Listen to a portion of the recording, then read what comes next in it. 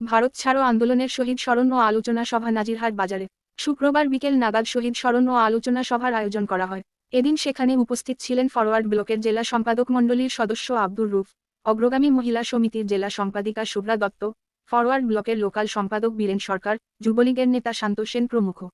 August বিপ্লব স্মরণে শপথ নেওয়া হয়। আগস্ট মাস জুড়ে দ্রব্যমূল্য বৃদ্ধির বিরুদ্ধে চরম বেকার বিরোধী প্রতিবাদ প্রচার সভা চলবে আগস্ট মাস জুড়ে, এমনটাই নেতৃত্ব তরফ থেকে জানানো হয়।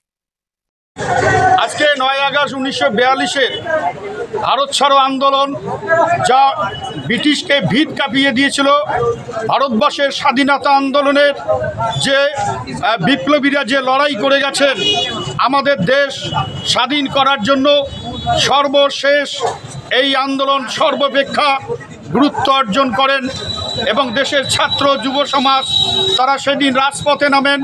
এই কুইট ইন্ডিয়া অর্থাৎ ব্রিটিশ ভারত ছাড়ো এই আপোষ বিরোধী সংগ্রাম, এই সংগ্রামের ডাক দিয়েছিলেন নেতাজি সুভাষচন্দ্র বোস। সেই আন্দোলনের পরিপ্রেক্ষিতে ভিত কম্পিত হয়, আতঙ্কিত হয় ব্রিটিশের, এবং সেই শক্তি তারা ভারত ত্যাগ করবার পরিকল্পনা গ্রহণ করেন।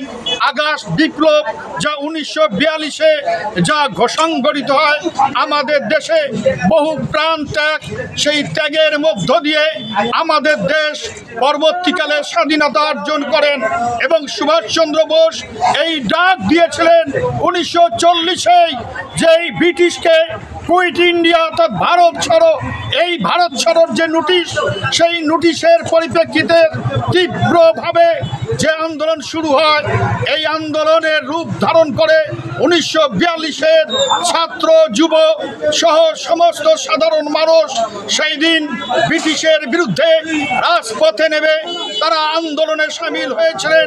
গুলির মুখে দাঁড়িয়েছেন, লাঠির মুখে দাঁড়িয়েছেন। মাতঙ্গিনী হাজরা যেমন তার বিপ্লবী আন্দোলন এই মেদিনীপুর দখল হয়ে যায়, এইরকম চারোদিকে গোটা দেশে তীব্র আকার ধারণ করে। সেই দিনের যে মৃত্যুবরণ, যারা শহীদের মৃত্যুবরণ করেছেন, এই আন্দোলন আজকের প্রজন্মের কাছে, আজকে যে পরিস্থিতি আমাদের দেশে, সেই দেশে আমাদের এই পরিস্থিতিতেই আমরা আজকে আগস্ট বিপ্লবের দিন শপথ নিচ্ছি যে আমাদের দেশে এখন নতুন করে কোম্পানি রাজ কায়েম হচ্ছে, যে কোম্পানি আদানি আম্বানি সহ তারা আমাদের দেশকে চালাচ্ছেন। ফসল এর দাম নির্ধারণ তারা ঠিক করে দিচ্ছেন এবং আমাদের জিনিসপত্রের দাম তারাই ঠিক করে দিচ্ছেন। দেশের সমস্ত কিছু পরিচালক আজকে কোম্পানি যারা আছেন বৃহৎ পুঁজি তারাই ঠিক করে দিচ্ছেন। আর শিকার হয়ে যাচ্ছে আমাদের কৃষক, আমাদের ছাত্র, আমাদের যুব, আমাদের শ্রমিক।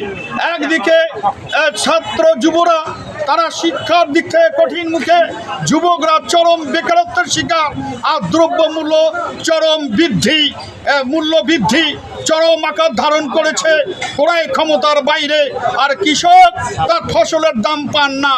এই অবস্থায় দাঁড়িয়ে আজকে আগস্ট বিপ্লবের দিন আমরা এই আগস্ট বিপ্লবকে স্মরণ করে আমরা আগস্ট মাস জুড়ে সারা রাজ্যের সাথে সাথে আমরা কোচবিহার জেলার দিনহাটায় সর্বত্র আমরা প্রতিবাদ সভা আমরা করব।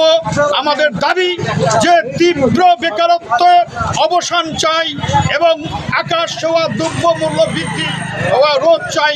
এই দাবিকে সামনে রেখে আমরা আগস্ট মাস জুড়ে আমরা আন্দোলনে পথে রাস্তায় থাকব।